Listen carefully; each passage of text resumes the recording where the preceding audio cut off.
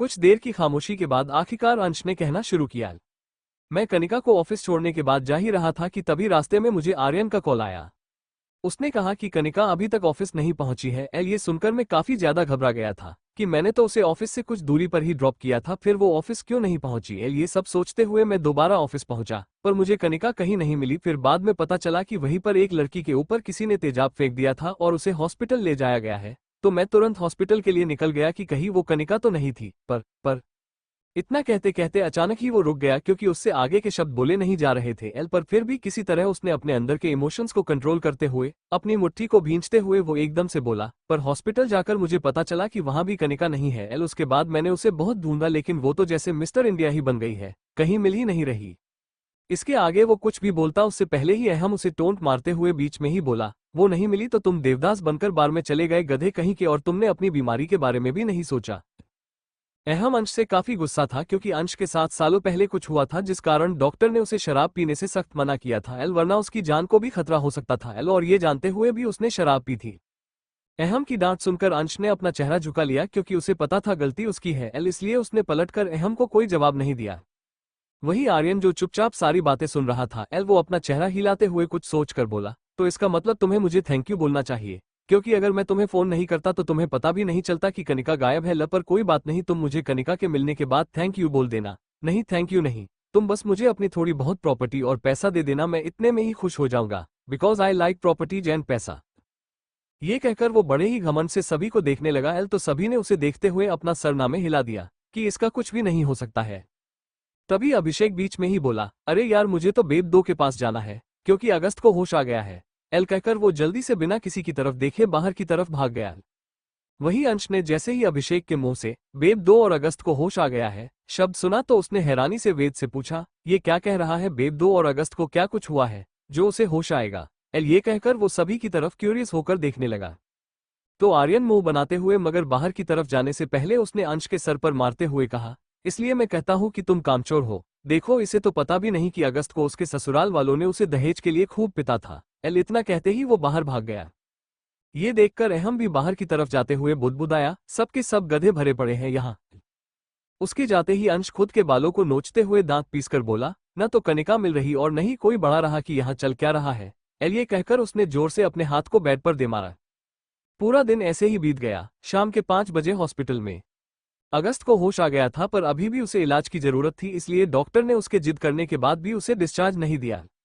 तो अगस्त काफी ज्यादा चिढ़ गया था। वो गुस्से में इस वक्त अपने बेड पर लेटा हुआ था। इस वक्त वो वार्ड में अकेला था, क्योंकि आरवी कैंटीन में थी। जब से अगस्त को होश आया था उसने एक बार भी आरवी को नहीं देखा था, और ना ही उसे इस बारे में पता थी कि जिससे उसने शादी की है अब उसे उस इंसान के साथ जिंदगी भर रहना है। अगस्त अभी गुस्से में कुछ सोच ही रहा था कि तभी वार्ड का डोर ओपन हुआ और आरवी अपने चेहरे पर आए जुल्फों को पीछे करते हुए अंदर अंदर दाखिल हुई। दरवाजा खुलने की आवाज सुनकर अगस्त ने भी उस तरफ देखा, तो उसकी नजरें जैसे आरवी पर ठहर सी गई हो। क्योंकि पिंक कलर के सलवार सूट और खुले बालों में वो बहुत ही ज्यादा खूबसूरत लग रही थी। सबसे ज्यादा खूबसूरत तो उसकी बड़ी बड़ी आंखें थी, जिसे देखकर अगस्त उसने कहीं खोसा गया था। उसे होश तब आया जब उसने आरवी की आवाज सुनी, जो उससे कह रही थी, पति परमेश्वर, आपको होश आ गया। आपको नहीं पता मैं आपको होश में देखकर कितनी खुश हूं। कितना कहकर वो खुश होने लगी, तो ही अगस्त कंफ्यूज होकर उसे देखने लगा। फिर उसने अपने आसपास देखा कि आखिर उसके सामने खड़ी लड़की पति परमेश्वर किसे कह रही है। जब उसे वहां पर अपने अलावा कोई नहीं दिखा, तो उसने आरवी से अपनी आंखें छोटी करके सर्द आवाज में पूछा, ये पति परमेश्वर कौन है? तुम कौन हो? और सबसे जरूरी बात, तुम मेरे वार्ड में क्या कर रही हो? निकलो यहां से। ये कहकर उसने गुस्से से अपने बगल में रखी टेबल से एक एप्पल उठाकर उसकी तरफ फेंक दिया। पर आरवी तुरंत नीचे झुक गई, इसलिए वो एप्पल उसे नहीं लगा। मगर फिर अचानक ही आरवी रोते हुए चिल्लाने लगी, डॉक्टर, डॉक्टर। उसकी चिल्लाने की आवाज सुनकर जैसे ही डॉक्टर वार्ड में आए, आरवी ने उनका कॉलर पकड़कर उन्हें हिलाते हुए गुस्से में पूछा, आपने हमारे पति परमेश्वर को कौन सा इंजेक्शन लगाया था? वो हमें नहीं पहचान रहे हैं। मेरा पूरा जीवन तो बर्बाद हो गया, अब मैं क्या करूं? जवाब दीजिए डॉक्टर। इतना कहकर वो डॉक्टर को और भी जोर से हिलाने लगी। उसके इस तरह हिलाने से डॉक्टर को चक्कर आने लगे थे, पर किसी तरह उन्होंने खुद को आरवी की पकड़ से छुटवाते हुए दया की भीख मांगते हुए अगस्त की तरफ देखते हुए कहा, मिस्टर अगस्त, आप प्लीज अपनी बीवी को रोकिए, वरना वो मुझे हिला हिला कर ही मार देगी। डॉक्टर की ये बात सुनकर कि सामने खड़ी लड़की कोई और नहीं बल्कि उसकी बीवी है, अगस्त शॉक हो गया, क्योंकि उसे यकीन नहीं हो रहा था ये उसकी बीवी है। फिर वो अपने दिमाग पर जोर डालकर याद करने की कोशिश करने लगा, तो उसे थोड़ा थोड़ा आरवी का चेहरा याद आ रहा था। पर दिमाग पर ज्यादा जोर डालने के बाद आखिरकार अगस्त को याद आ ही गया कि आरवी सच में उसकी ही बीवी है एल, मगर वो डॉक्टर को इतनी आसानी से नहीं छोड़ने वाला था। इसलिए वो एविल स्माइल करके डॉक्टर से बोला, डिस्चार्ज। अगस्त के कहने का मतलब साफ था कि अगर डॉक्टर उसे डिस्चार्ज देते हैं तो वो आरवी से उन्हें बचा लेगा, वरना वो खुद ही जाने। बेचारे डॉक्टर तो उसकी बात सुनकर सदमे में ही चले गए थे एल। तभी वार्ड का डोर एक बार फिर ओपन हुआ और इस बार सभी बॉयज अंदर आए ल, मगर उन सभी ने जैसे ही डॉक्टर की हालत देखी तो तुरंत सभी आरवी से डरकर 2 कदम पीछे हट गए। वहीं अनन्या अश्वथ के बर्ताव से काफी ज्यादा परेशान थी कि उसका किसी भी काम में मन ही नहीं लग रहा था एल। अश्वथ का रूम साफ करने के बाद वो कैट के साथ गार्डन में आ गई थी एल। इस वक्त वो बेंच पर उदास होकर बैठी थी और आशु लिटिल कैट के साथ खेल रहा था। अनन्या कुछ देर तक आशु और कैट को खेलते हुए देखने के बाद खुद से ही परेशान होकर बोली, ये मुझे इतनी घबराहट क्यों हो रही है एल? ऐसा लग रहा है जैसे कुछ गलत होने वाला है, पर क्या होने वाला है? ये कहते ही उसने चेहरे से घबराहट के कारण पसीना निकलने लगा एल, क्योंकि उसे इस बात की घबराहट हो रही थी कि कहीं उसका मॉन्स्टर हमेशा उसके साथ ऐसा ही न बिहेव करे या फिर कहीं उसे प्यार करना बंद न कर दे।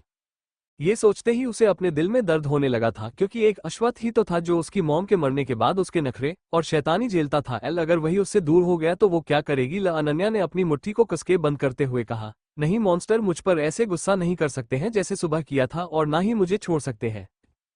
ये बोलते ही वो एक गार्ड को आशु के पास छोड़कर अपना पैर पटकते हुए अश्वथ के स्टडी रूम की तरफ जाने लगी। रास्ते में उसे कंचन मिली, वो उससे कुछ बात करना चाहती थी पर अनन्या ने उन्हें इग्नोर कर दिया और स्टडी रूम की तरफ चली गई।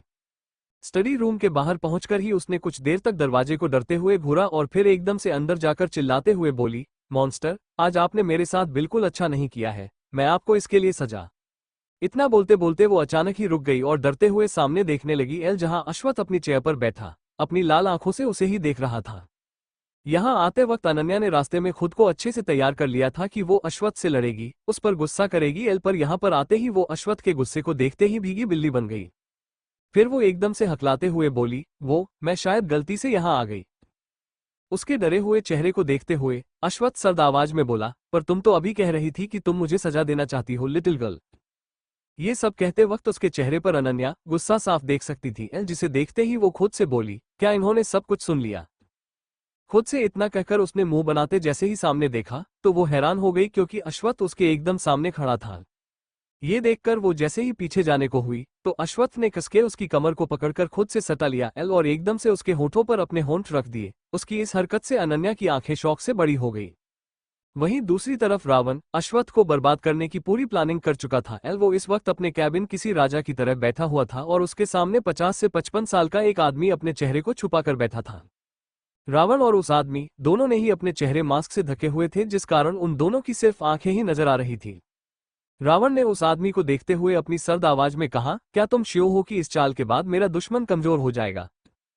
उसकी बात सुनकर उसके सामने बैठा आदमी हंसते हुए बोला, मुझे पूरा यकीन है, जैसे आर्यन अश्वथ सिंह राठौर की कमजोरी है एल, वैसे ही उसकी बीवी भी उसकी कमजोरी बन चुकी है एल। भले ही उसने दुनिया वालों से अपनी बीवी को छुपा रखा है, पर हमारी नजरों से नहीं छुपा पाया है। यही उसकी सबसे बड़ी गलती है और इसका फायदा हम उठाएंगे। फिर देखना तुम कल की रात हर कोई याद रखेगा, खासकर वो अश्वथ सिंह राठौर एल, और बेचारी उसकी प्यारी बीवी जिसके ऊपर दुखों का पहाड़ टूटने वाला है, वो बार फिर से अकेले होने वाली है। ये कहते ही वो पागलों की तरह हंसने लगा एल। वही अश्वथ के स्टडी रूम से निकलकर भागते हुए अनन्या अपने रूम में गई एल। इस वक्त उसके दोनों गाल शर्म की वजह से लाल थे एल। कुछ देर खुद को मिरर में देखने के बाद वो खुद से ही बोली, कल पार्टी है, क्यों ना मैं इसी पार्टी में मिस्टर हैंडसम को अपने दिल की बात बता दूं कि मैं उन्हें बहुत पसंद करती हूँ। अश्वथ को प्रपोज करने के नाम से ही अनन्या ने शर्माते हुए अपने दोनों हाथों से अपने चेहरे को छुपा लिया एल। रात का वक्त, अगस्त को डिस्चार्ज नहीं मिला था एल, इसलिए उसके पास हॉस्पिटल में करने को कुछ नहीं था एल, और पूरे दिन बेड पर लेटे लेटे उसे बोरियत महसूस होने लगी थी। अब उसे कैसे भी करके अपनी इस बोरियत को मिटाना था। वो ये सब सोच ही रहा था कि तभी उसकी नजर सोफे पर बैठी आरवी पर पड़ी, जो उसे ही घूर रही थी एल। आरवी को देखते ही फिर से अगस्त को वो दिन याद आ गया जब जबरदस्ती उनकी शादी हुई थी। आरवी को देखते हुए अगस्त मन में बोला, हे भगवान, पता नहीं मेरी मॉम कैसे रिएक्ट करेगी अगर उन्हें पता चल गया कि मैंने शादी कर ली है। वो तो मुझे जिंदा जला देंगी। ये सोचते ही अगस्त के माथे पर चिंता की लकीर आ जाती है। फिर उसने घूर के आरवी को देखते हुए इशारे से उसे अपने तरफ बुलाते हुए कहा, इधर आओ। अगस्त की आवाज सुनकर आरवी, जो कब से उसे ही देख रही थी, वो एकदम से चौंक गई है, मगर फिर अपनी जगह से खड़ी होकर वो डरते हुए धीरे धीरे उसके पास जाने लगी। उसे इतने धीरे चलते देख अगस्त चिढ़ते हुए गुस्से से बोला, अब क्या तुम्हारे शरीर में जान नहीं बची है? उस डॉक्टर को मरते वक्त तो कूट कूट के एनर्जी भरी पड़ी थी, अब क्या हुआ? जल्दी आओ इधर। उसकी डांट सुनते ही आरवी भागते हुए उसके पास आकर खड़ी हो गई। तो अगस्त ने एकदम से पूछा, अपना नाम बताओ, तुम कहाँ से हो, तुम्हारी फैमिली में कौन कौन है और तुम यहाँ कैसे आए और मेरी बीवी बनने का तुम्हारा मकसद क्या है। ये कहकर वो आरवी को ऐसे देखने लगा जैसे वो कोई आतंकवादी हो। वही उसके सवाल को सुनकर आरवी एकदम चुप हो गई, फिर अपने पल्लू को डर के मारे घुमाते हुए बोली, वो हमारा नाम आरवी है और हमारी एक बुआ जी है, पर मेरे माता पिता मर चुके हैं, मैं अनाथ हूँ और महादेव की कसम हमारा कोई मकसद नहीं है यहाँ आने के पीछे, वो तो देवर जी हमें जबरदस्ती आपके पास लेकर आए थे। इतना कहते कहते उसके की आंखों से आंसू बहने लगे। वही उसे यूं रोता देख अगस्त ने अपनी आंखों को सिकोड़ते हुए गुस्से से कहा, क्या मैंने तुम्हें डांटा जो यहाँ पर गंगा जमुना बहा रही हो, सिर्फ पूछ ही तो रहा हूँ, और ये क्या महादेव पति परमेश्वर लगा रखा है तुमने, अगर मैं तुम्हें अपनी पत्नी मानने से इनकार कर दूं तो, और वैसे भी उस शादी का क्या ही मतलब जो जबरदस्ती हुई हो। अगस्त की बातें सीधा आरवी के दिल पर लगी, इसलिए वो और भी ज्यादा रोने लगी। फिर रोते हुए बोली, हमें पता है आप हमें क्यों नहीं अपनाना चाहते, क्योंकि हम सांवले हैं, सिर्फ आप ही नहीं पूरी दुनिया ही हमें नहीं अपनाना चाहती है। सभी हमें नीच नजरों से देखते हैं, कोई हमें पसंद नहीं करता, पर आप चिंता मत करिए, आज के बाद हम कभी भी आपके सामने नहीं आएंगे और बहुत दूर चले जाएंगे। इतना कहकर वो अपने आंसू पोंछते हुए बाहर की तरफ भाग गई। उसकी बात सुनकर आरवी इस तरह वार्ड से बाहर भाग जाएगी, इसकी उम्मीद अगस्त को बिल्कुल भी नहीं थी। उसके जाने के बाद वो भी उसके पीछे पीछे जाने को हुआ, मगर चोट के कारण वो एक कदम भी आगे नहीं चल पाया। तो उसने गुस्से से अपने एक हाथ को बेड पर मारते हुए कहा, ये पहली बार की कोई लड़की बिना मेरे परमिशन के, बिना मेरी बात सुने बीच में ही भाग गई, आखिर मुझे इग्नोर करने की उसकी हिम्मत कैसे हुई, उसे तो मैं अच्छा सबक सिखाऊंगा। इतना कहते ही उसकी आंखें गुस्से से लाल हो जाती थी। वही आरवी वार्ड से निकलने के बाद सीधा हॉस्पिटल के गार्डन में जाकर बैठ जाती है और फिर आसमान में चमक रहे चांद को देखते हुए बोली, क्यों हमारा सांवला रंग हर बार मेरी जिंदगी में दुखों को भर देता है, क्या हम जैसे लोगों को जीने का हक नहीं होता, प्यार पाने का हक नहीं होता, क्या हम में फीलिंग्स नहीं होती हैं, हम में भी फीलिंग्स होती हैं, हमें भी दर्द होता है, पर कोई हमारे दर्द को क्यों नहीं समझता। इतना कहकर वो फूट फूट कर रोने लगती है। रोने के कारण उसका पूरा चेहरा लाल पड़ गया था। आरवी दुनिया के ताने सुन सुनकर काफी ज्यादा टूट चुकी थी, कभी कभी तो उसका मन करता था कि वह आत्महत्या कर ले, पर किसी कारण से वो ऐसा नहीं कर सकती थी। वहीं दूसरी तरफ राठौड़ विला में सभी डिनर कर रहे थे। कंचन जी तो अपना डिनर करते हुए बार बार आशु को ही देख रही थी, जिसे अनन्या अपने गोद में बैठाकर डिनर करा रही थी। कंचन जी को आज तक नहीं पता चला कि आशु का अनन्या और अश्वत्थ से क्या रिश्ता है। वो इस बारे में जानना चाहती थी, पर उनके अंदर इतनी हिम्मत नहीं थी वो अश्वत्थ से कुछ पूछ सके, इसलिए उन्होंने हुए आशु से पूछा, आशु क्या तुम इन्हें जानते हो कि ये कौन है। इतना कहकर उन्होंने अश्वत्थ की तरफ इशारा किया जो बिना किसी भाव से अपना डिनर कर रहा था। वही कंचन जी का सवाल सुनकर सभी उन्हें ऐसे देखने लगे जैसे किसी बेवकूफ को देख लिया हो। तो वही आंसू अपने मुंह में खाने को चबाते के बाद कंचन जी से बोला, दादी वो तो दैदी है, क्या आपको नहीं पता है, पल मम ने तो कहा था आप उनकी मम हो, फिर आप डैडी को क्यों नहीं जानते। इतना कहकर वो अजीब सा मुंह बनाकर कंचन जी को देखने लगा। वही बाकी सब आशु का जवाब सुनकर मन ही मन हंसने लगे। तभी अश्वत्थ के डैड अश्विन जी ने कंचन को डांटते हुए कहा, तुम क्या कर रही हो, बच्चे को खाना खाने दो, और क्या फर्क पड़ता है कि आशु कौन है, अगर अश्वत्थ उसे अपना बेटा मानता है तो मुझे भी उसे अपना पोता मानने में कोई एतराज नहीं है, इसलिए दोबारा इस बारे में मत पूछा। उन्हें डांटने के बाद अश्विन जी अपना डिनर करने लगे। वही कंचन जी को भी उनकी बात सही लगी, तो वो भी चुपचाप अपना डिनर करने लगी। तभी आर्यन जो अर्शी के कंधे पर अपना सर रखकर अपनी प्लेट के बजाय उसकी प्लेट से खा रहा था, अर्शी से कहा, तुम कैसी बीवी हो, देखो मैं कितनी मेहनत करके अपने हाथों से खाना खा रहा हूँ, क्या तुम्हें मुझ पे जरा सा भी तरस नहीं आ रहा कि तुम मुझे खुद खाना खिला दो। घोर कलयुग आ गया है, अब तो शादी करने का भी कोई फायदा नहीं है जब सारा काम खुद ही करना पड़े तो। ये कहकर वो फिर से अर्शी के प्लेट से खाना निकालकर खाने लगा। वही अर्शी उसकी बात सुनकर गुस्से से उसके कान में दांत पीसते हुए धीरे से बोली, वो तुम ही थे जिसने मुझसे शादी की है और मुझसे वो पेपर्स धोखे से साइन करवाए थे जिसमें लिखा था कि अगर मैं तुमसे अलग हुई तो मेरी सारी प्रॉपर्टी तुम्हारी हो जाएगी, और क्या मैं तुम्हें पागल नजर आती हूँ जो अपना सब कुछ तुम्हें ऐसे ही दे दूंगी। बिल्कुल भी नहीं, इसलिए अब चुपचाप डिनर करो। अर्शी की डांट सुनने के बाद आर्यन अश्वत्थ को देखते हुए रोनी सूरत बनाकर बोला, भाई देखो न ये मुझे डांट रही है। कहकर वो खुश होने लगा कि अब अर्शी डांट खाएगी, पर अश्वत्थ तो उल्टा आर्यन को ही गुस्से से देखने लगा था। ये देखकर आर्यन की मुस्कान गायब हो गई। वही अहम जो आर्यन के बगल में बैठा था, वो आर्यन के सर पर मारते हुए बोला, चुपचाप अपनी प्लेट से डिनर करो और क्या बच्चों की तरह शिकायत कर रहे हो, बेवकूफ कहीं के। तो पास में बैठा वेद भी अहम का साथ देते हुए बोला, सो बेवकूफ और गधे मरे होंगे तब जाकर ये आया होगा इस दुनिया में। उसकी बात सुनकर अभिषेक हंसते हुए आर्यन का मजाक उड़ाते कर बोला, ये तो एक ऐसा इंसान है जिससे खुद भी यमराज परेशान हो जाए और धरती पर आकर बोले, भाई तुम यहीं रहना, ऊपर आने की कोई जरूरत नहीं है। उसकी बात सुनकर अश्वत्थ को छोड़कर सभी बॉयज हंसने लगे। तो आर्यन रोनी सूरत बनाकर अनन्या से बोला, देखो इन बॉयज को बेब मुझे परेशान कर रहे हैं। आर्यन की भोली सूरत देखकर अनन्या अपनी आंखें छोटी करके सभी बॉयज को घूरने लगी। फिर आर्यन की तरफ देखते हुए उसने अपनी एक आंख में विंक कर दी। उसे देखकर साफ पता चल रहा था कि उसके दिमाग में कुछ तो चल रहा है और आर्यन भी उसके इशारे को साफ समझ रहा था। फिर वो मुस्कुराते हुए चुपचाप अपना डिनर करने लगा।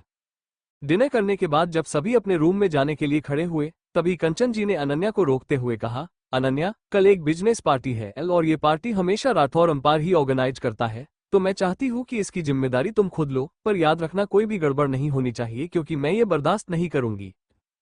इतना कहकर वो वहां से चली गई। उनकी पीठ को घूरते हुए अनन्या ने डरकर मन में कहा, हे भगवान, आज तक तो मैंने खुद से कभी कुछ नहीं किया, अब ये पार्टी कैसे ऑर्गेनाइज करूं, और सासू माँ तो जैसे मुझे धमकी दे रही थी।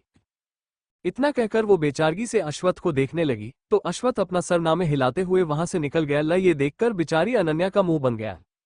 वही सभी बॉयज भी अश्वत्थ के पीछे पीछे स्टडी रूम में चले गए। उसके बाद अनन्या, आशु और आर्यन अपने प्लान को अंजाम देने के लिए बारी बारी से सभी बॉयज के रूम में जाकर कुछ करने लगे। जब उनका काम पूरा हो गया तो वो तीनों अपने अपने रूम में चले गए। स्टडी रूम में अश्वत्थ और सभी बॉयज लगभग 2 घंटे तक काम करते रहे। फिर सभी अपने अपने रूम में चले गए। अपने रूम में पहुंचते अभिषेक जैसे ही अपने बेड पर बैठा, वैसे ही वो चिल्लाते हुए सीधा जमीन पर जा गिर पड़ा। फिर अपनी कमर को पकड़कर चिल्लाते हुए बोला, उई माँ, ये क्या था, बड़ा ही तेज लगा है। इतना कहकर वो अपनी कमर को सहलाते हुए बेड के पास जाकर उसे घूरने लगा। फिर उसने जैसा ही बेडशीट उठाई तो उसके होश उड़ गए। यही हाल अहम और वेद का भी था। वही अश्वत्थ जैसा ही अपने रूम में पहुंचा, उसने देखा कि अनन्या और आशु एक दूसरे को गले लगाकर आराम से सो रहे थे। अनन्या सोते हुए बहुत ही प्यारी लग रही थी, पर उसके बाल बार बार उसकी आंखों के सामने आ रहे थे, जिस कारण वो नींद में ही कसमसाने लगी।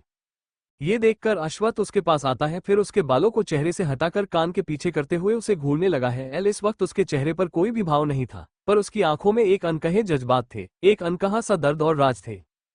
कुछ देर अनन्या को घूरने के बाद वो बिना किसी भाव से बोला, आगे जो भी होने वाला है शायद उसके लिए तुम मुझे कभी माफ नहीं करेगी, पर तुम्हें मजबूत बनना होगा। अगली सुबह आज पूरे राठौर विला में हलचल मची हुई थी और आज आलसी अनन्या भी जल्दी उठ गई थी क्योंकि उसे उसकी सासू माँ ने एक बहुत बड़ी जिम्मेदारी दी थी। आज रात की पार्टी की जिम्मेदारी जो उसे काफी अच्छे से निभानी थी। पर अनन्या को अंदर ही अंदर बहुत ही ज्यादा घबराहट भी हो रही थी कि अगर उससे कोई गलती हो गई तो क्या होगा।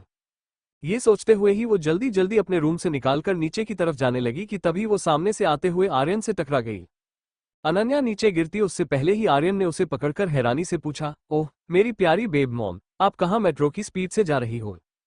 अनन्या जो अभी तक घबराई हुई थी वो आर्यन को देखकर खुश हो गई। फिर उसने आर्यन का एक हाथ पकड़कर खुशी से कहा, मेरे बेबी देवर, अपनी प्यारी सी बेबी मॉम की एक हेल्प कर दो। तुम्हें पता है सासू मॉम ने पार्टी की सारी रिस्पॉन्सिबिलिटी मुझे दी है, मुझे नहीं पता कि मुझे क्या करना चाहिए, क्या तुम मुझे बताओगे और मेरी हेल्प करोगे। हेल्प करने का नाम सुनकर आर्यन के चेहरे पर 440 वोल्ट की चमक आ गई। फिर उसने एक बड़ी सी मुस्कान के साथ अनन्या को देखते हुए कहा, जब आपके पास इतना प्यारा और इंटेलिजेंट बेबी देवर है तो आप इतना क्यों टेंशन ले रहे हो। मैं हूं ना, मैं सब कुछ बहुत ही अच्छे से संभाल लूंगा, आप बिल्कुल भी चिंता मत करो। इतना कहते ही आर्यन की मुस्कान और भी ज्यादा बड़ी हो गई। फिर उसने बड़े ही घमंड से अपने बालों में हाथ फेरा। वही उसकी बात सुनकर अनन्या भी बहुत ज्यादा खुश हो गई कि चलो कोई तो उसकी हेल्प करने वाला है। वो दोनों अभी एक दूसरे को देखकर मुस्कुरा ही रहे थे कि तभी उनके कानों में एक कड़क आवाज पड़ी, ये तुम दोनों की कौन सी नई खिचड़ी पक रही है। ये आवाज सुनते ही आर्यन और अनन्या के चेहरे की खुशी एकदम से गायब हो गई। फिर दोनों ही डरते हुए उस दिशा में देखने लगे जहां से आवाज आई थी। उन दोनों ने देखा कि अश्वत्थ ब्लैक टक्सीडो सूट पहनकर ऑफिस जाने के लिए तैयार था और वो अपने पैंट की एक जेब में हाथ डालकर उन्हें ही बिना किसी भाव से घूर रहा था। वही अपने भाई के सख्त एक्सप्रेशन को देखते हुए आर्यन दांत दिखाते हुए बोला, भाई आज आप बहुत हैंडसम लग रहे हो, पर आप इतना सज धज के कहाँ जा रहे हो, और हम तो कोई भी खिचड़ी नहीं पका रहे और चाहकर भी पका नहीं सकते हैं क्योंकि आपने इस घर के हर एक नौकर को ऑर्डर जो दे दिया है कि अगर हम किचन के आसपास भी भटके तो वो सब हमें गार्डन में दफना दे। इतना कहकर वो मुंह बनाने लगा, पर उसकी बात सुनकर अश्वत्थ की आंखें छोटी हो गई। वो कुछ कहता उससे पहले ही अनन्या उसका हाथ पकड़कर एकदम से भोला सा चेहरा बनाकर बोली, मिस्टर हैंडसम, प्लीज आप आज मत जाइए ना ऑफिस। देखिए ना सासू माँ ने मुझ जैसी अबला नारी को कितनी बड़ी जिम्मेदारी दी है। मुझे जैसी बच्ची ये बोझ कैसे उठा पाएगी, कुछ करिए ना। आपको तो पता है ना कि मैं वैसे भी कोई काम ढंग से नहीं कर पाती। अगर मैंने कुछ गड़बड़ कर दिया तो इतना कहकर वो अपनी पलकें बार बार झपकाने लगी। अनन्या बहुत ही ज्यादा मासूम और प्यारी लग रही थी। ये देखकर अश्वत्थ के भाव थोड़े नर्म हो गए, मगर फिर कुछ सोचते ही उसके भाव वापस से सख्त हो गए। फिर अनन्या को खुद से दूर करते हुए आर्यन की तरफ इशारा करके उसका मजाक उड़ाते हुए ठंडी आवाज में कहा, क्या तुम्हें पता नहीं है कि ये तुम्हारा बेबी देवर बहुत ही ज्यादा इंटेलिजेंट जिम्मेदार है, तो तुम इससे मदद लेने की बजाय मुझसे क्यों मदद मांग रही हो। अनन्या से इतना कहकर अश्वत्थ आर्यन को देखते हुए अपनी एक आईब्रो को ऊपर करके आगे उसी लहजे में बोला, और हाँ, अगर तुमने कोई उटपटांग हरकत की, सिर्फ तुम ही नहीं, तुम दोनों ने ही अगर कुछ गड़बड़ किया तो मुझसे बुरा कोई नहीं होगा। उन दोनों को धमकी देने के बाद अश्वत्थ बिना एक पल गवाए ऑफिस के लिए निकल गया। तो उसकी पीठ को देखते हुए आर्यन और अनन्या मुंह बनाते हुए बोले, मॉन्स्टर चाहे जितना इंसान बनने की कोशिश कर ले, पर वह मास्टर ही रहता है, खड़ूस कहीं के हो। अश्वत्थ को कोसने के बाद दोनों पार्टी की तैयारी करने के लिए नीचे चले गए। वहीं नीचे कंचन जी पूजा करने के बाद सभी को प्रसाद दे रही थी। पर जैसे ही उन्होंने अनन्या और आर्यन को देखा तो उनका मुंह बन गया। फिर वो उन दोनों को बिना देखे ही उन्हें टंट मारते हुए बोली, लोग कहते हैं 3 बिगड़ा काम बिगड़ होता है, लेकिन मेरे घर में तो 2 दोगुना काम बिगड़ा है। उनकी टोंट को आर्यन और अनन्या अच्छे से समझ गए थे, इसलिए दोनों उन्हें बुरी तरह घूरने लगे। तभी अनन्या धीरे से आर्यन से बोली, ये सासू माँ कुछ ज्यादा ही नहीं बोल रही है। उसकी बात सुनकर आर्यन मुस्कुराते हुए बोला, हाँ बेब, जैसे रात को उस अभिषेक, वेद और अहम को सबक सिखाया था, अच्छा इन्हें भी सिखाते हैं। ये कहते ही दोनों के चेहरे पर एक चमक आ गई। फिर उन्होंने जल्दी से अपने चेहरे पर उस चमक को छुपा लिया। फिर आर्यन और अनन्या जानबूझकर कंचन जी के पीछे पीछे किचन के अंदर जाने लगे। पर दरवाजे के पास ही नौकरों ने उन्हें रोक दिया। मैडम, छोटे बॉस, आप दोनों अंदर नहीं आ सकते क्योंकि बॉस ने मना किया है। ये सुनकर आर्यन उस नौकर पर चिल्लाते हुए बोला, हाँ तो हम कौन सा खाना बनाने जा रहे हैं, हम बस एप्पल खाने आए हैं। आर्यन के इतना कहते ही अनन्या और आर्यन किचन के अंदर मुंह बनाते हुए दाखिल हुए। फिर उन्होंने देखा कि कंचन जी चीनी का डब्बा ढूंढ रही थी। तभी आर्यन और अनन्या की नजर वही ऊपर रखे आटे के डिब्बे पर पड़ी। तो दोनों के चेहरे पर 440 वोल्ट की चमक आ गई। फिर जानबूझकर कंचन जी के पास जाकर उस आटे के डिब्बे को उतारने का नाटक करते हुए आर्यन से बोली, बेबी देवर शेफ से कहो हमें आलू के पराठा खाना है, मैं ये आटे का डिब्बा उतार देती हूँ। इतना कहकर वो आटे के डिब्बे को नीचे उतरने लगी, मगर फिर उसने जानबूझकर डिब्बे को कंचन जी की तरफ कर दिया तो सारा आटा कंचन जी के ऊपर गिर गया। ये देखकर अनन्या शौक होने का नाटक करते हुए बोली, ये तो मेरे हाथ से छूट गया, और ये डिब्बा खुला क्यों था, इसे तो बंद होना चाहिए था। इतना कहकर वो अपने शॉकिंग एक्सप्रेशन के साथ कंचन जी को देखने लगी, जो इस वक्त किसी सफेद भूत की तरह लग रही थी। कंचन जी इस वक्त बहुत ही ज्यादा फनी लग रही थी। उन्हें देखकर सभी को बहुत ही ज्यादा हंसी आ रही थी, पर कोई भी उनके मुंह पर हंसने की हिम्मत नहीं कर रहा था। तभी कंचन जी की गुस्से भरी आवाज सभी के कानों में पड़ी, जो अनन्या पर चिल्ला रही थी, यह क्या किया तुमने, मेरे पूरे कपड़े खराब कर दिए। उनकी डांट सुनकर आर्यन की आंखें छोटी हो गई। वो अनन्या को अपने पीछे करके कंचन जी को अपने दांत दिखाते हुए बोला, ओह मेरी प्यारी माँ, क्या आपको केवल अपने कपड़ों की चिंता है, बालों की, मेकअप की और किसी की चिंता नहीं है क्योंकि आपका पूरा शरीर ही आटे से ढक चुका है। आप किसी चुड़ैल से कम नहीं लग रही हो। प्लीज आशु के सामने ऐसे मत जाइएगा, वरना बेचारा डर जाएगा। इतना कहते ही उसने जल्दी से अनन्या का हाथ पकड़ और दोनों किचन से बाहर भाग गए। ये देखकर कंचन जी केवल दांत पिसते ही रह गई। फिर उन्होंने देखा आसपास खड़े नौकर भी अपना मुंह छुपाकर उन पर हंस रहे थे। ये देख वो आर्यन और अनन्या को कोसते हुए गुस्से से बोली, इन दोनों को तो मैं अच्छा सबक सिखाऊंगी, निकम्मे में कहीं के। वहीं दूसरी तरफ अश्वत्थ अपने ऑफिस पहुंचते ही अपने केबिन की तरफ चला गया। उसने जैसा ही ऑफिस के अंदर कदम रखा, उसके सख्त चेहरे को देखकर सभी एम्प्लॉय डरते हुए अपनी नजरें झुकाकर काम करने लगे। इस वक्त सभी के माथे से पसीना निकल रहा था। वही अश्वत्थ बिना किसी पर ध्यान दिए, बिना किसी भाव से सीधा अपने केबिन में जाकर सीईओ की चेयर पर बैठ गया। फिर उसने अपने सामने खड़े वेद को ऑर्डर देते हुए ठंडी आवाज में कहा, राठौड़ विला की सिक्योरिटी को और भी ज्यादा बढ़ा दो। याद रखना कोई भी गड़बड़ नहीं होनी चाहिए, क्योंकि मुझे पूरी उम्मीद है कि हमारे दुश्मन आज रात होने वाली पार्टी में जरूर कुछ करेंगे। और हाँ, मैंने जो तुम्हें करने को कहा था, क्या तुमने वो किया? इतना कहकर अश्वत्थ बिना किसी भाव से वेद को देखने लगा, जो शायद ही उसकी बातें सुन रहा था, क्योंकि वेद का सारा ध्यान तो सिर्फ अपनी बॉडी पर ही था। और अश्वत्थ उसके चेहरे पर दर्द साफ देख सकता था, इसलिए उसने उससे पूछा, क्या तुम ठीक हो और क्या तुमने सुना मैंने अभी क्या कहा? अश्वत्थ ने ये काफी तेज आवाज में कहा था, जिसे सुनकर वेद एकदम से चौंक गया। फिर वो एकदम से हकलाते हुए बोला, बॉस मैं समझ गया, और आपने जो कहा था वो भी कर दिया मैंने। इतना कहकर वो अपने बम को सहलाने लगा। और फिर मन में चिल्लाते हुए बोला, पता नहीं वो राक्षस कौन है जिसने कल रात को मेरे बेड पर कीले रखे थे। अभी भी बम कितना दर्द हो रहा है, कसम से एक बार वो इंसान मिल जाए तो मैं उसे छोड़ूंगा नहीं। उस इंसान को जी भर के कोसने के बाद वो मुंह बनाते हुए केबिन से बाहर चला गया। उसके जाते ही अश्वत्थ के चेहरे के भाव और भी ज्यादा डार्क हो गए। फिर उसने अपनी आंखों को बंद करके अपने सर को चेयर से टिका दिया और कुछ सोचने लगा। वहीं दूसरी तरफ परी ऑफिस में अभिषेक के कैबिन में अपना काम कर रही थी। तभी अभिषेक, जो अपनी चेयर पर बैठकर काम कर रहा था, उसने परी को देखते हुए उसे ऑर्डर दिया, आज शाम की होने वाली पार्टी में तुम मेरी पार्टनर बनोगी, और अब जाओ जाकर मेरे लिए एक कॉफी लेकर आओ। उसकी सख्त आवाज सुनकर परी, जो अभिषेक के सामने वाली चेयर पर बैठी थी, उसने अपना सर हाँ में हिलाया और केबिन से बाहर निकल गई। बाहर निकलते ही उसके चेहरे पर कुटिल मुस्कान आ गई। वो अपने मन में बोली, मेरे प्यारे अभी, आज रात तुम्हारे साथ क्या होने वाला है तुम्हें इसका अंदाजा भी नहीं है और न ही किसी और को है। एल आज की रात हर कोई याद रखेगा।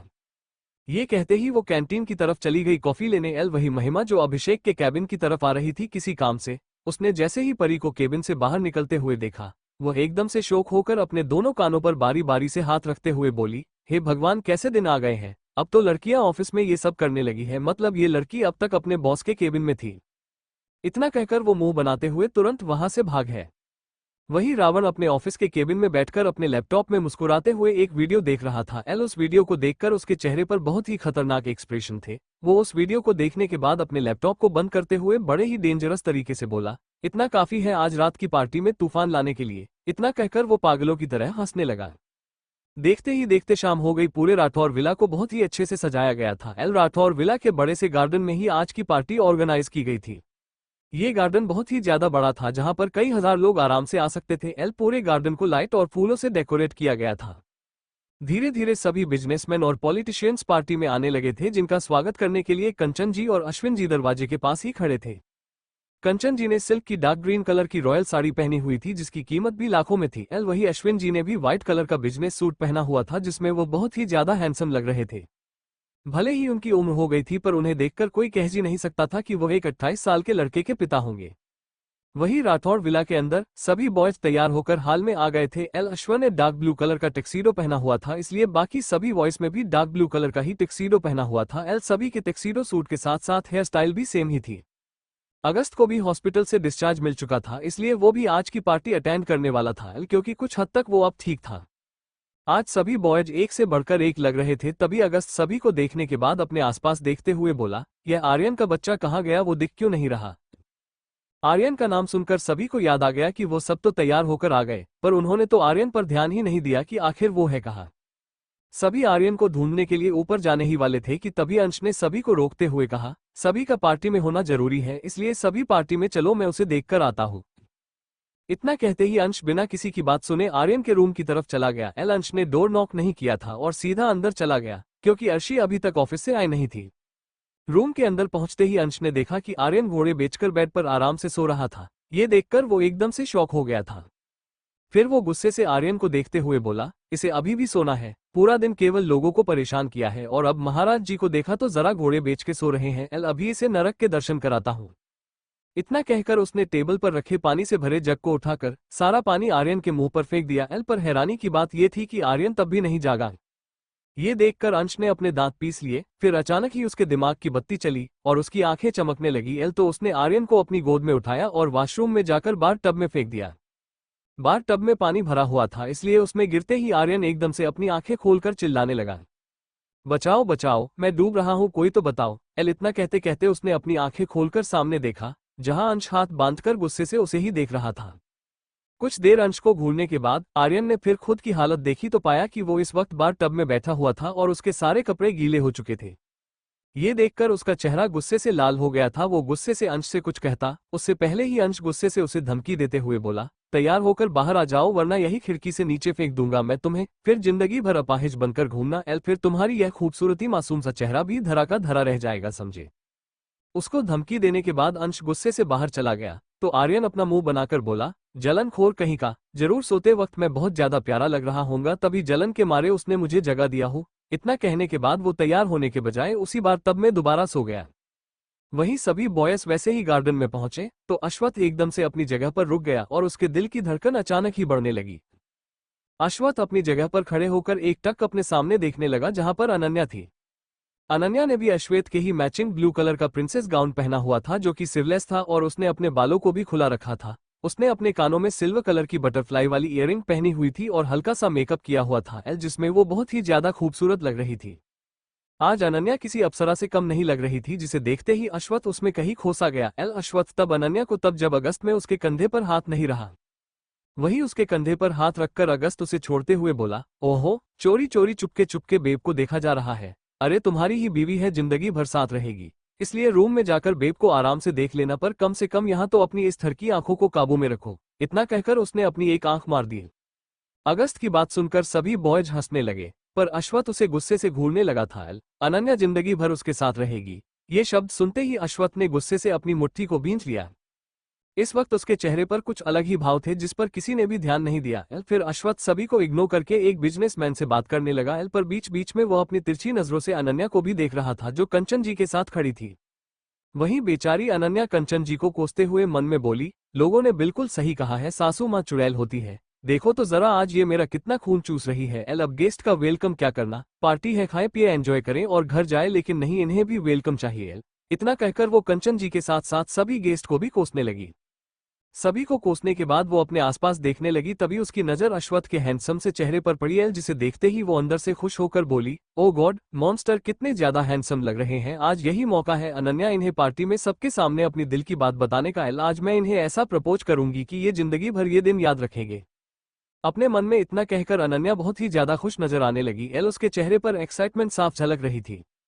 वहीं दूसरी तरफ रावण जो अपने होटल से पार्टी के लिए निकल चुका था, उसने ब्लैक कलर का बिजनेस सूट पहना हुआ था और ऊपर से एक लॉन्ग कोट। उसकी पर्सनैलिटी बहुत ही ज्यादा डेंजरस लग रही थी, पर वह हद से ज्यादा हैंडसम लग रहा था। उसकी ग्रीन आंखें इतनी ज्यादा नशीली थी कि कोई भी उसमें खो जाए। बाहर पहुंचते ही रावण बड़े ही एटीट्यूड के साथ अपनी घर में बैठा और पार्टी के लिए निकल गया।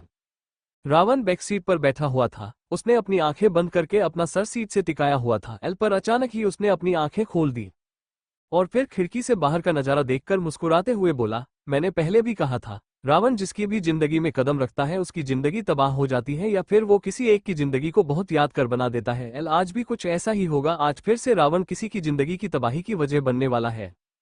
इतना कहकर वो स्माइल करने लगा। उसकी डेंजरस स्माइल इतनी ज्यादा कातिलाना थी कि कोई भी लड़की उसे देखकर पागल हो जाए। रावण के चेहरे की खतरनाक मुस्कान ही बता रही थी कि वह आज पार्टी में कुछ बहुत बड़ा करने वाला है जो शायद सभी की जिंदगियों को तबाह कर देगा। वहीं अर्शी अपने ऑफिस से निकलकर राठौर मैंशन के लिए निकल गई। वो अपनी कार खुद ही ड्राइव कर रही थी। उसकी कार के आगे और पीछे दर्जनों बॉडीगार्ड्स की कार थी उसकी सेफ्टी के लिए। अर्शी ने अपने कान में ब्लूटूथ लगाया हुआ था। वो कार ड्राइव करते हुए ही अपने ब्लूटूथ को सही करते हुए किसी को ऑर्डर देकर बोली, पार्टी में आए हर एक इंसान पर नजर रखो, खासकर उस परी पर, क्योंकि मुझे उससे हमेशा से ही नेगेटिव वाइब्स आए हैं। मुझे जरूर पूरा यकीन है कि वो आज कुछ करेगी। ऑर्डर देने के बाद अर्शी ने ब्लूटूथ निकालकर पैसेंजर सीट पर बहा दिया और फिर बिना किसी भाव से ड्राइव करने लगी। वहीं दूसरी तरफ पार्टी में परी और महिमा भी आई हुई थी। दोनों ने ही वन पीस पहना हुआ था जिसमें दोनों ही बहुत ही ज्यादा खूबसूरत लग रही थी। पर महिमा ज्यादा खूबसूरत और प्यारी लग रही थी। अभिषेक की नजर जैसे ही परी पर पड़ी वो एकदम से ही उसमें खो गया। उसे तो अपने आसपास जैसे कोई होश ही नहीं रहा था। ये देखकर परी शर्माने का नाटक करने लगी। पर पता नहीं क्यों अगस्त, वेद और अंश को उसका शर्माना एक नाटक लग रहा था। परी को देखने के बाद तीनों एक दूसरे की शक्ल देखकर फिर अभिषेक को देखने लगे। वही परी सीधा अभिषेक के पास आई और फिर शर्मा कर वो उसकी तारीफ करते हुए अपने बालों को कान के पीछे करके बोली, सर आज आप बहुत हैंडसम लग रहे हैं। इतना कहकर वो अभिषेक देखने लगी। तो अभिषेक कुछ जवाब देता उससे पहले ही वेद महिमा को देखते हुए मुस्कुराकर बोला, महिमा तुम बहुत ही ज्यादा सुंदर लग रही हो आज, पर कुछ लोग भर भर के मेकअप लगाने के बाद भी चुड़ैल लगते हैं। इतना कहकर वो तुरंत अश्वत्थ के पास चला गया। वेद ने इनडायरेक्टली परी की बेइज्जती की थी जिसे परी बिल्कुल भी नहीं समझ पाई। पर बाकी सब जरूर समझ गए थे। इसलिए अभिषेक घूर के वेद को देखने लगा। जो अश्वत्थ के पास खड़े होकर उसे ही देख रहा था। वही अनन्या विला में वापस आ गई थी। वो जल्दी से आर्यन के रूम में गई। तो उसने देखा आर्यन अपने बाल सेट कर रहा था। तो उसे देखकर अनन्या एक्साइटेड होकर बोली, बेबी देवर आप कहाँ रह गए थे, जल्दी चलिए ना, क्योंकि मुझे मॉन्स्टर को प्रपोज भी तो करना है। मुझे तो घबराहट हो रही है कि पता नहीं वो मेरे प्रपोजल को एक्सेप्ट करेंगे कि नहीं। इतना कहते कहते उसके चेहरे पर घबराहट साफ झलकने लगी, जिसे देखकर आर्यन अपनी आंखों को चढ़ाते हुए बोला, बेब मॉम आप चिंता मत करो, भाई जरूर एक्सेप्ट करेंगे, अगर नहीं करेंगे तो हम जबरदस्ती करवा लेंगे। इतना कहने के बाद उसने अपनी जेब से एक छोटा सा बॉक्स निकालकर अनन्या के हाथों में देते हुए आगे कहा, ये रिंग आप भाई को प्रपोज करते वक्त पहनना। आर्यन की बात सुनकर अनन्या ने खुशी से उसे गले लगा लिया। वही अश्वत्थ पार्टी में सबसे अलग खड़ा था। इस वक्त भी उसके चेहरे पर कोई भाव नहीं था। फिर वो अपने हाथ में पकड़ी वाइन का एक सिप लेते हुए सभी को घूरने लगा। तभी एकदम से वहां की लाइट चली गई। तो सभी परेशान होकर एक दूसरे को देखने लगे। अचानक ही पूरी पार्टी में अंधेरा हो जाने के कारण सभी परेशान हो गए थे। तभी सभी के कानों में गाने की आवाज पड़ी तो सभी उस दिशा में देखने लगे। आशिक हूं मैं, कातिल भी हूं, सबके दिलों में शामिल भी हूं, दिल को चुराना, नींदें उड़ना, बस यही है मेरा कसूर, वादों से अपने मुकरता नहीं, मरने से मैं कभी डरता नहीं। तभी लोगों ने देखा कई सारे काले कपड़े पहने लोगों के बीच से एक हट्टा कट्टा और हैंडसम सा आदमी सामने आया। जिसकी पर्सनैलिटी बहुत ही ज्यादा अच्छी थी, पर उसने अपने चेहरे पर मास्क लगा रखा था, इसलिए सिर्फ उसकी ग्रीन आईज ही नजर आ रही थी। उसने ओवरकोट पहना था जो उसके घुटने तक था, जिसमें वो और भी ज्यादा हैंडसम लग रहा था। बादशाह ओह बादशाह, ओह बादशाह, ओह बादशाह। एल वही रावण को देखते ही अश्वत्थ अपनी जगह पर जम गया। ल उसकी पकड़ वाइन के गिलास पर एकदम से कस गई। ल अश्वत्थ को बहुत ही ज्यादा गुस्सा आ रहा था, लेकिन ये चीज उसने अपने चेहरे से शो नहीं होने दी, क्योंकि उसका चेहरा अभी भी एक्सप्रेशन लगता। ल पूरी पार्टी में दोबारा लाइट आ चुकी थी। एल वही रावण बड़े ही स्टाइल से चलते हुए जाकर अश्वत्थ के सामने खड़ा हो गया और फिर उसने अपने एक हाथ को आगे करते हुए अश्वत्थ की आंखों में देखकर अपनी ठंडी आवाज में कहा, हेलो मिस्टर अश्वत्थ सिंह राठौर। वैसे ये पहली बार है जब हम इस तरह आमने सामने हैं। वैसे भले ही हमारी यह पहली मुलाकात है, पर इस मुलाकात को तुम जिंदगी भर याद रखोगे, ये इस रावण का वादा है। लास्ट वाली लाइन रावण ने बहुत ही धीरे से कही थी, जिसे सिर्फ अश्व ही सुन पाया था, जिसे देखकर अश्वत्थ के हाव भाव बिल्कुल भी नहीं बदले। उसका चेहरा अभी भी एक्सप्रेशन था। उसने एक बार रावण के बढ़ाए हाथ को देखा, फिर अपना हाथ मिलाते हुए सर्द आवाज में बोला, स्वागत है मिस्टर आरआर आपका मेरी पार्टी में। इतना कहकर उसने कस के रावण के हाथ को दबा दिया तो रावण मास्क के पीछे से ही मुस्कुराने लगा। एल भले ही रावण का चेहरा नहीं दिख रहा था, लेकिन ऐसा लग रहा था जैसे वो मुस्कुरा रहा हो। अश्वत्थ यही नहीं रुका, वो आगे उसी लहजे में बोला, वैसे आपके कई एहसान मुझ पर है, जिन्हें मैं वक्त आने पर जरूर अपने तरीके से चुकाऊंगा। और आज तुम्हें जितनी खुशी मनाना है मना लो, क्योंकि जिस दिन वक्त मेरा होगा तब तुम कहीं नजर भी नहीं आओगे। इतना कहकर अश्वत्थ ने रावण के हाथ को झटक दिया और वहां से चला गया। एल तो रावण अजीब तरह से मुस्कुराते हुए उसकी पीठ को घूरने लगा। वही आर्यन जो अभी अभी पार्टी में आया था, उसने रावण को देखते ही पहचान लिया।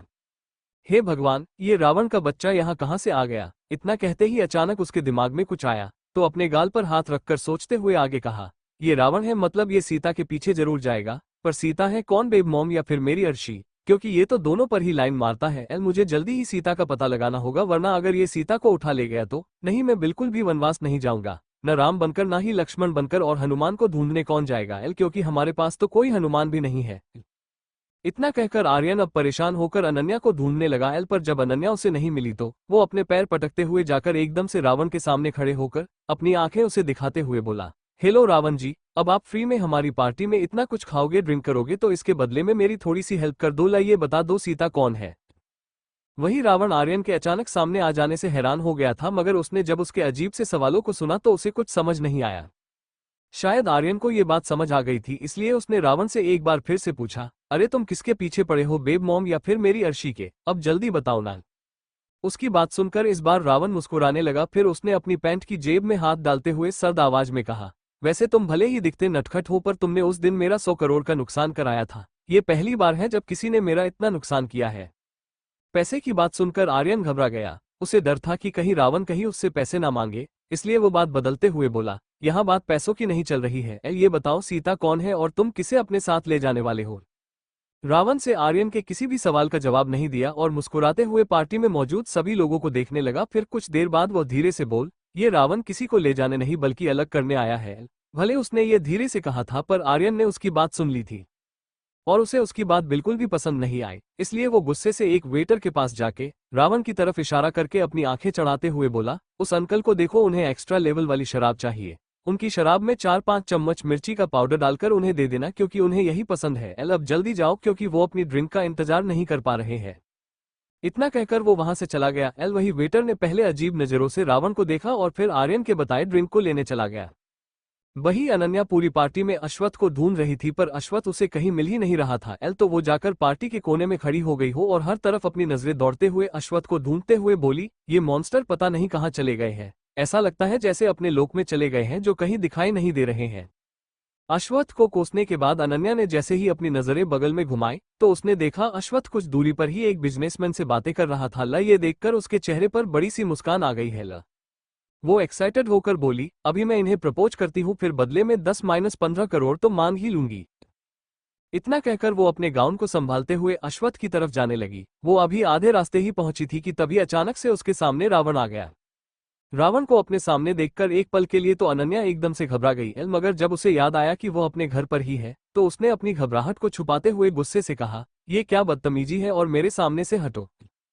इतना कहकर अनन्या गुस्से रावण को घूरने लगी। तो रावण हल्की हंसी हंसकर अनन्या से बोला, ये गुस्सा उर्फ वैसे तुम्हारे खूबसूरत चेहरे पर ये गुस्सा बहुत ही जच रहा है। मुझे लगता है तुम रोते हुए और भी ज्यादा खूबसूरत लगोगी। इतना कहकर उसने अपनी एक आंख विंक कर दिया। ये देखकर अनन्या के तन बदन में तो जैसे आग ही लग गई। वो गुस्से से अपनी कमर पर हाथ रखकर अपनी आंखों को छोटा करके रावण पर चिल्लाते हुए बोली, हेलो मिस्टर, तुम्हारी हिम्मत कैसे हुई मुझे आंख मारने की? आज तक मॉन्स्टर ने भी कभी ऐसा करने की हिम्मत नहीं की। रुको, तुमको को तो मैं अभी बताती हूँ। इतना कहकर वो अपने हाथ का एक मुक्का बनाकर रावण के चेहरे पर मारने ही वाली थी, तभी पीछे से अगस्त ने उसका हाथ पकड़कर कहा, बेब चलिए यहाँ से। इतना कहकर वो अनन्या को जबरदस्ती अपने साथ ले गया। जब दोनों एक कोने में पहुंचे तो अनन्या गुस्से से बोली, तुमने मुझे क्यों रोक? अभी मैं उसकी चटनी बना देती, सड़ा हुआ आलू कहीं का, बैगन का भरता, जली हुई मछली कहीं का, उसे तो मैं छोड़ूंगी नहीं। उसके ऐसे अजीब से शब्द सुनकर अगस्त अपना गला साफ करते हुए बोला, बेब वो कोई आम इंसान नहीं है, अगर आप सबके सामने उसे मारती तो वो जरूर बदला लेने के लिए कुछ करता, शायद वो अश्व को नुकसान पहुंचता।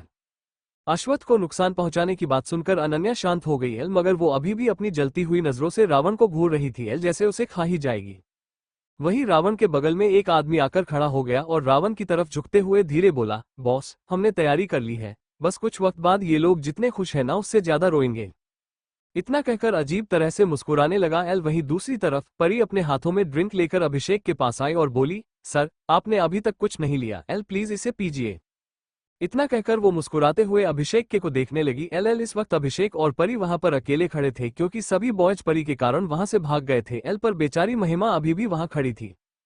तभी परी ने बड़े ही घमंड से उसे देखते हुए कहा, महिमा तुम यहाँ क्या कर रही हो? यहाँ से जाओ, क्योंकि मुझे सर से कुछ जरूरी बात करनी है। परी ने ये सब थोड़ी तेज आवाज में कहा था, जिसे सुनकर महिमा डर गई, मगर फिर वो वहां से चली गई। जाते वो बहुत खुश नजर आ रही थी, जैसे किसी शैतान से उसका पाला छूटा हो। महिमा के जाते ही परी ने अजीब तरफ से मुस्कुराते हुए अभिषेक से कहा, सर आप ड्रिंक क्यों नहीं कर रहे हैं? उसके इतना कहते ही अभिषेक ने एक झटके में ही पूरी ड्रिंक को पी लिया और फिर मुस्कुराते हुए परी को देखने लगा। तभी परी ने जानबूझकर अपनी ड्रेस पर अपनी ड्रिंक को गिरा लिया और फिर परेशान होने का नाटक करते हुए बोली, ओ गॉड ये क्या हो गया? मैंने ये ड्रेस आज ही खरीदी थी और ये खराब हो गई है, अब मैं क्या करूं? उसे यूं परेशान देखकर अभिषेक ने उससे कहा, एक काम करो, तुम विला में जाकर अपनी ड्रेस को साफ कर लो, रुको मैं एक वेटर से बोलता हूँ, वो तुम्हें ले जाएगा। इतना कहकर वो एक वेटर को बुलाना ही वाला था कि तभी उसे अपना सिर भारी महसूस होने लगा एल और वो अपने सर को झटकने लगा। ये देखकर परी के चेहरे पर एक एविल मुस्कान आ गई एल। उसे देखकर साफ पता चल रहा था कि जरूर इसके पीछे उसी का हाथ होगा। वही अभिषेक अपने सर को झटकते हुए बोला, ये मेरा सर क्यों भारी हो रहा? उसकी बात सुनकर परी ने घबराने का नाटक करते हुए पूछा, सर क्या हुआ? क्या आपकी तबीयत ठीक नहीं है? मुझे लगता है आपको आराम की जरूरत है, आप मेरे साथ अंदर चलिए। इतना कहकर वो अभिषेक को अंदर ले जाने लगी एल। वहीं महिमा के ऊपर भी एक वेटर ने गलती से जूस गिरा दिया था, फिर उस वेटर ने भी महिमा को उसकी ड्रेस साफ करने के लिए विला के अंदर भेज दिया। वहीं पार्टी में कमिंग प्रोमो, अश्वत्थ किसी स्टैच्यू की तरह अपनी जगह पर बिना किसी भाव के खड़ा था एल। उसके चेहरे पर सिर्फ गुस्से के भाव थे और उसने कसके अपनी मुट्ठी को बंद कर रखा था। तभी अनन्या उसका हाथ पकड़कर रोते हुए बोली, मॉन्स्टर क्या सच में आपने कभी मुझसे प्यार नहीं किया है? एल बोलिए न। उसकी बात सुनकर अश्वत्थ ने कसके अपनी मुट्ठी को भींच लिया एल। वही रावण एक कोने में खड़े होकर अजीब तरह से मुस्कुरा रहा था। आगे जानने के लिए बने रहे, आप हमारे चैनल पर बने रहे। मेरे सब्सक्राइबर वाले भाई और बहनों से निवेदन है कि आप हमारे चैनल को ज्यादा से ज्यादा शेयर करें और सब्सक्राइब करें और एक प्यारा सा कमेंट जरूर करें। धन्यवाद दोस्तों, फिर मिलते हैं अगली एपिसोड में, तब तक आप अपना ख्याल रखिएगा और स्वस्थ रहिएगा।